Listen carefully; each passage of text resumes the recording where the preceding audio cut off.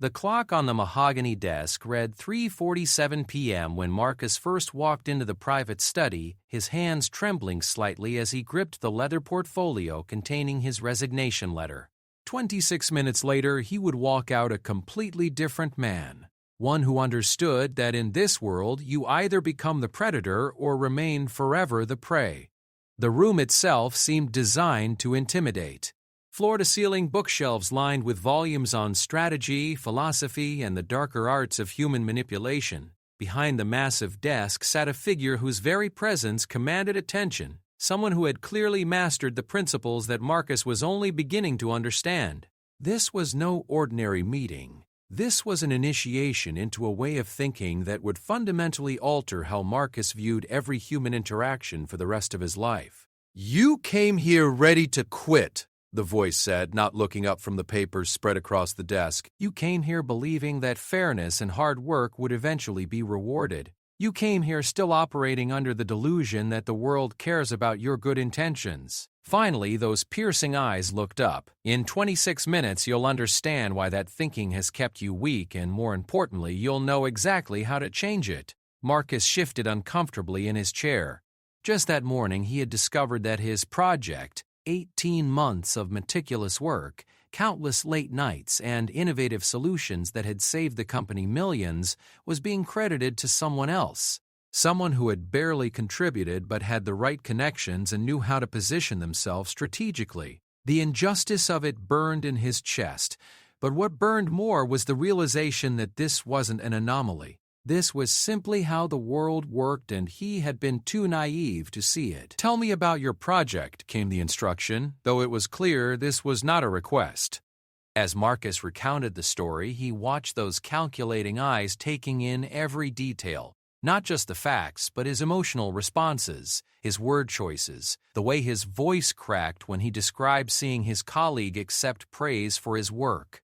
When he finished, there was a long silence before the analysis began.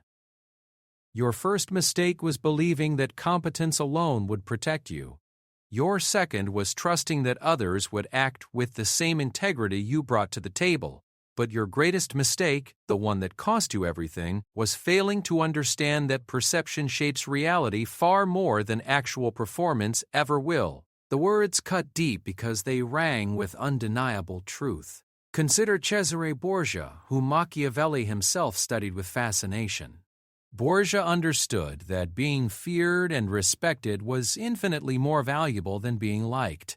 He knew that decisive action, even when it appeared cruel, often prevented far greater suffering later. Most importantly, he grasped that those who hesitate to use power when they possess it inevitably lose it to those who have no such hesitations. The lesson was beginning to crystallize, though Marcus could feel his old worldview fighting against this new understanding. The transformation began with a fundamental reframing of how Marcus saw his situation. Instead of viewing his colleagues' actions as theft, he was guided to see them as a masterclass in strategic positioning. Your colleague understood something you didn't. That credit flows to those who position themselves to receive it, not necessarily to those who earn it. While you were focused on execution, he was focused on perception management. While you were building the solution, he was building the relationships that would allow him to claim ownership of that solution. This wasn't about encouraging dishonesty or unethical behavior.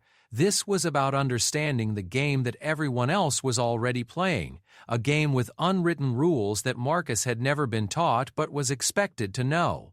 The realization was both liberating and terrifying. Liberating because it meant his failures weren't due to some inherent inadequacy, but terrifying because it meant the world operated according to principles he had never learned to navigate. The transformation from weakness to strength requires you to develop what I call strategic detachment, the explanation continued. This doesn't mean becoming heartless or cruel. It means learning to separate your emotions from your decision-making process. It means understanding that every interaction is a negotiation. Every relationship has a power dynamic, and every decision creates winners and losers. Marcus was introduced to the concept of emotional armor, not the suppression of feelings, but the disciplined management of them. When someone attacks your work, your first instinct is to feel hurt, angry, defensive. These emotions cloud your judgment and lead to reactive decisions that often make your situation worse.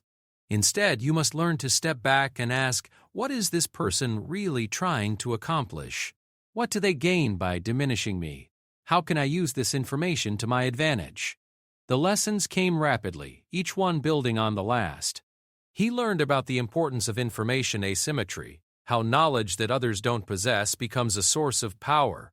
He discovered the principle of calculated vulnerability, how sharing certain weaknesses strategically can actually strengthen your position by making others underestimate you. Most importantly, he began to understand the concept of strategic patience, how the most devastating moves are often those that take months or years to fully unfold. Watch how the most successful people in any organization operate, came the instruction. They don't just work hard, they work visibly. They don't just solve problems, they solve the right problems, the ones that matter to decision makers. They don't just build relationships, they build the right relationships with people who can influence their trajectory. This isn't manipulation in the crude sense. This is strategic thinking applied to human dynamics.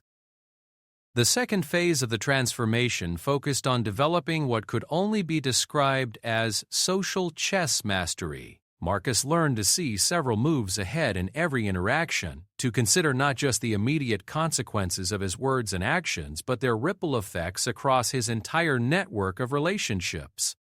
This required developing an almost supernatural awareness of human motivation, learning to read between the lines of what people said to understand what they really wanted. Every person you interact with is driven by a combination of fears and desires, came the explanation. Your colleague who stole credit for your work, what was he afraid of? Probably that he wasn't contributing enough value to justify his position. What did he desire? Recognition, job security, advancement. Once you understand these motivations, his actions become predictable, and more importantly, they become manageable. This insight led to a profound shift in how Marcus thought about his professional relationships. Instead of seeing colleagues as friends or enemies, he began to see them as players in a complex game, each with their own objectives, constraints, and optimal strategies. This didn't make him cynical. It made him realistic, and with that realism came power. The concept of strategic alliance building became central to this new understanding. You cannot succeed alone, but you must be extremely careful about who you choose as allies. Marcus was told, the best allies are those whose success depends on your success, who have complementary skills rather than competing interests, and who understand the game as well as you do. The worst allies are those who view relationships as zero-sum competitions where your gain necessarily means their loss. Marcus learned to identify natural allies within his organization, people whose goals aligned with his own, who had influence in areas where he was weak, and who could benefit from his particular strengths. But he also learned the darker art of managing potential threats. Competitors who might try to undermine him, superiors who might feel threatened by his competence, and colleagues who might try to exploit his good nature. The key to managing threats is never to engage in direct confrontation unless you're certain you can win. Came the crucial advice, direct confrontation creates enemies, and enemies are expensive to maintain. Instead, you want to create situations where threatening you becomes more costly than ignoring you, or better yet, where helping you becomes more beneficial than competing with you. This led to perhaps the most sophisticated aspect of the transformation, learning to control the narrative around his own professional identity. Marcus discovered that reputation isn't something that simply happens to you, it's something you actively construct and manage. Every interaction, every email, every project contribution was an opportunity to reinforce the image he wanted others to have of him. Your colleague succeeded in taking credit for your work because he controlled the story about who was responsible for what, Marcus was shown. He positioned himself as the strategic architect while positioning you as merely the implementer. In the future, you must be the one controlling these narratives. You must ensure that your contributions are not just visible but memorable, not just acknowledged but associated specifically with your unique value. The third and final phase of the transformation dealt with what could only be called the development of strategic ruthlessness, not cruelty for its own sake, but the willingness to make difficult decisions when necessary. Marcus learned that his previous approach to conflict, avoidance, accommodation, hoping problems would resolve themselves, had marked him as weak in the eyes of others, and had actually created more problems than it solved. There will be times when you must choose between being liked and being respected, came the final lesson.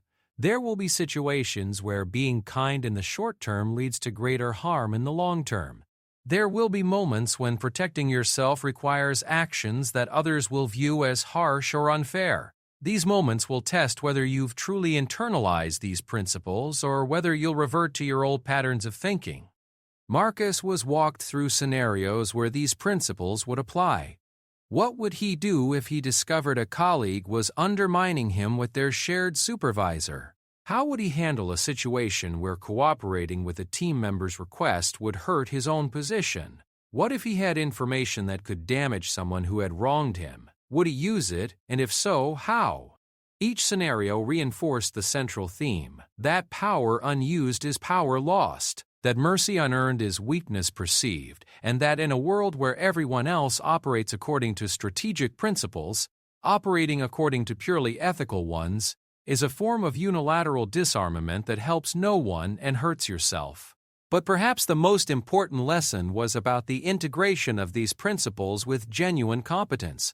None of this works if you're not actually good at what you do, Marcus was reminded. Political skill without substantive ability is ultimately empty and unsustainable. But substantive ability without political skill is often irrelevant and unrewarded. The goal is to combine genuine excellence with strategic awareness, real value creation with sophisticated positioning. The transformation wasn't about becoming a different person. It was about becoming a more complete version of himself. The kindness and integrity that had always defined him didn't disappear. They were simply supplemented with wisdom about when and how to deploy them most effectively. His work ethic and competence remained unchanged. They were simply enhanced with an understanding of how to ensure they were properly recognized and rewarded. As the 26th minute approached, Marcus felt a fundamental shift in how he viewed his situation. The anger and hurt from that morning had been transformed into something much more valuable: clarity. He now understood that his colleagues' actions weren't personal. They were simply the predictable result of someone who understood the game better than he did. More importantly, he now knew how to ensure such a thing would never happen again. "You walked in here as someone who had been taken advantage of," came the final observation. "You're walking out as someone who understands how to ensure that never happens again. You came in thinking the world owed you fairness. You're leaving knowing that you must create your own fairness through strategic action. Most importantly, you arrived believing that good work speaks for itself. You're departing with the knowledge that good work combined with strategic positioning speaks far more loudly than either alone." The clock now read 4:13 p.m. In exactly 26 minutes, Marcus had been given a new lens through which to view every aspect of his professional and personal life. He understood now that every interaction was an opportunity to either strengthen or weaken his position, that every relationship existed within a complex web of mutual benefit and potential threat, and that success required not just competence but sophisticated awareness of human nature and power dynamics. But the transformation went deeper than mere tactical knowledge. Marcus had developed what could only be called strategic empathy, the ability to understand others' motivations so completely that he could predict their actions and position himself accordingly. This wasn't manipulation in any crude sense. It was simply a more sophisticated form of social intelligence that allowed him to navigate complex human dynamics with greater skill and awareness. The resignation letter remained unopened in his portfolio, but its purpose had been transformed. Instead of a document of defeat, it had become a reminder of what happens when you operate in a complex world with an overly simplistic understanding of how that world actually works. He would keep it as a reminder of this moment, the moment when he stopped being naive about human nature and started being strategic about his own advancement. Walking out of that study, Marcus carried with him a new understanding that would influence every decision he made going forward. He had learned to see the chessboard that exists in every human interaction, to recognize the moves being made against him, and most importantly, to make his own moves with precision and foresight. The world hadn't changed in those 26 minutes, but his ability to navigate it successfully had been fundamentally transformed. The principles he had learned weren't about becoming cold or calculating in any cruel sense. They were about becoming realistic about human natures, strategic about his own positioning, and sophisticated in his understanding of how power and influence actually work in the real world. He had been given the tools to ensure that his competence and hard work would finally receive the recognition and rewards they deserved, not through hope or wishful thinking, but through strategic action and careful positioning. Most importantly, Marcus had learned that strength isn't about being harder or more aggressive, it's about being smarter, more strategic, and more aware.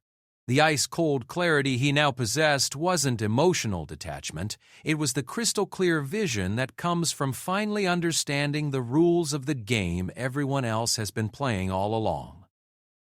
And with that understanding came not just the ability to play the game, but to play it better than those who had previously taken advantage of his naivety. The transformation was complete, but in many ways it was just the beginning. Marcus was ready to return to his professional life with a fundamentally different approach, one that honored his values while acknowledging the realities of human nature, one that maintained his integrity while developing his strategic capabilities, and one that would ensure he never again found himself on the wrong side of the power dynamics that govern every aspect of professional success. 26 minutes had been enough to plant the seeds of a transformation that would continue to unfold for years to come.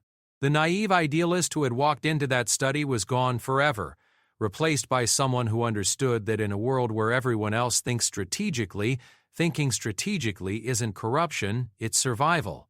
And more than that, it's the foundation for building the kind of influence and success that allows you to actually make the positive impact you've always wanted to make, but now with the wisdom to do so effectively. The lesson was complete, but its application would be lifelong. Marcus had been given not just tactics or techniques, but entirely new framework for understanding human interaction and professional advancement. He had learned to see the world as it actually is, rather than as he wished it were, and with that vision came the power to navigate it successfully while maintaining his core values and integrity. The 26 minutes had ended, but the transformation they initiated would continue to unfold for the rest of his career.